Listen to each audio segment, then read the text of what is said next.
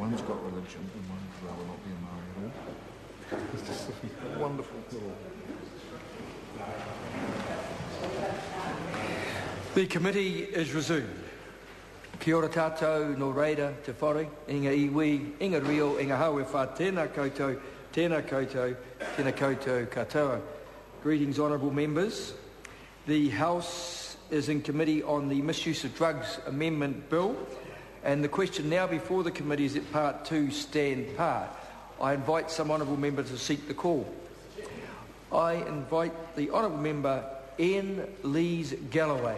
Thank you very much, Mr Chair. Part 2 deals with clauses 12 and 13, and these deal with amendments to the 2005 amendment to the Misuse of Drugs Act.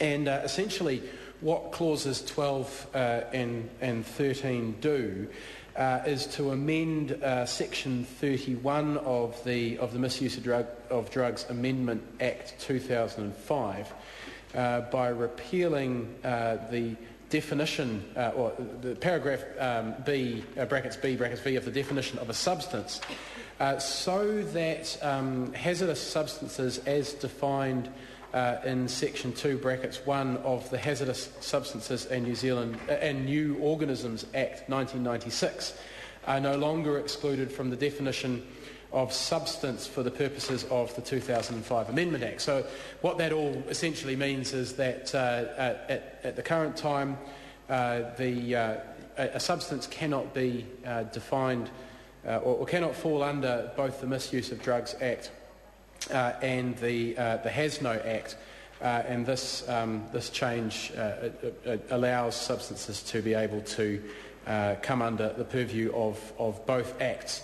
I suppose it's, to be honest, it was not a part of the bill which attracted an awful lot of attention from submitters at Select Committee. In fact, only 3 of the submitters at Select Committee referred to clauses, or to clause 13. In fact, nobody referred to clause 12.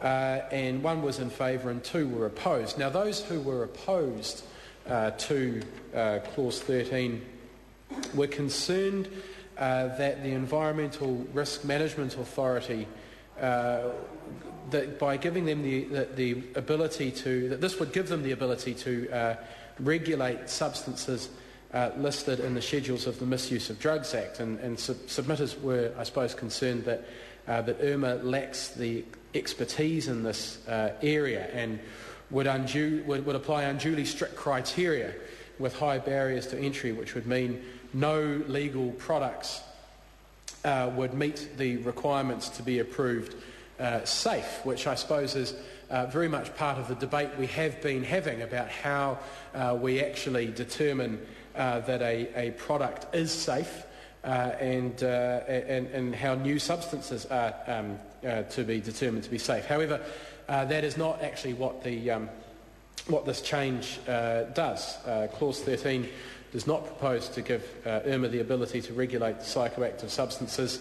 Rather, the clause seeks to remove the exclusion that a hazardous substance cannot also be a restricted substance under the Misuse of Drugs Act. And so I suppose, given that that is the case, in fact, those 2 submitters, what actually is occurring is probably in line with what those 2 submitters would have liked to have seen. So essentially, this is just smoothing the path, I suppose, for substances to be able to come under the purview of both these acts. Under the HASNO Act, a substance is any element, defined mixture of elements, compounds or defined mixture of compounds naturally occurring or produced synthetically, or mixtures thereof. I suppose that is exactly actually what the Chronic and Dream and Spice and these other synthetic cannabis products are. They are a product which is made up of both synthetic and naturally occurring substances. And from that point of view, that's the sort of thing that some of these submitters were concerned about. That in trying to trying to establish whether or not something like Connacht is actually safe to come to market, that if it had fallen under the Has No Act, then that might not be the most appropriate way to determine the safety of such a substance. Of course, that's not what it does. They can rest assured that that's not actually how the system is going to work. In fact, we don't know exactly how the system is going to work at the moment, but that is for the Minister to work on and hopefully with some speed to come up with a solution to that question. The other substances that do come under the Has No Act, Mr. Chair. I call the Honourable Minister Peter Dunn. Mr Chairman.